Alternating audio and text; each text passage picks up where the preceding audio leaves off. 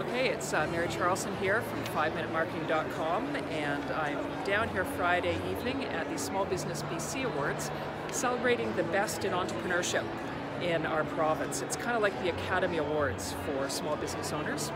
And I thought I would just do a bit of an observation. I've taken a look at each of the 5 nominees in each of the categories that we'll be celebrating tonight, and I found a couple of interesting trends which I think would be insightful for a lot of small business owners. So there's kind of 4 things which are common with all of them.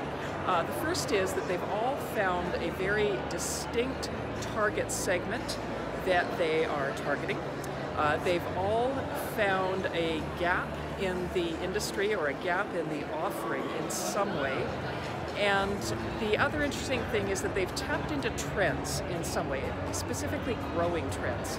And I'm going to take a look at those in a moment.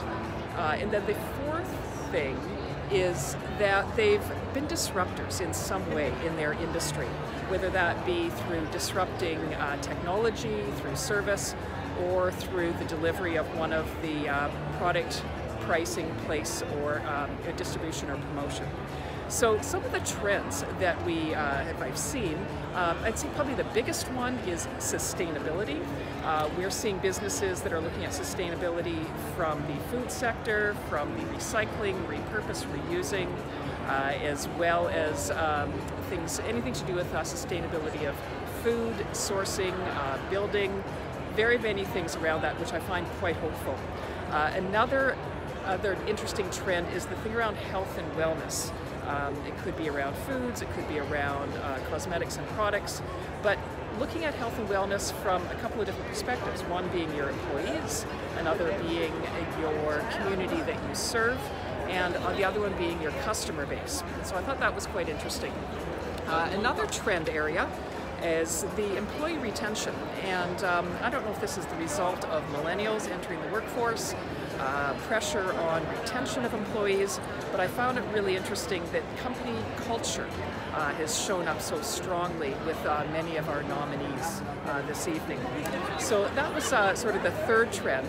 A 4th one is, I would say it's related to immigration. We're a country of immigrants. We are a province which encourages immigration, and we've seen a number of businesses that are serving that community, whether it be through settlement services, through finding ways to connect as tradespeople, but they're a really interesting thing from that perspective.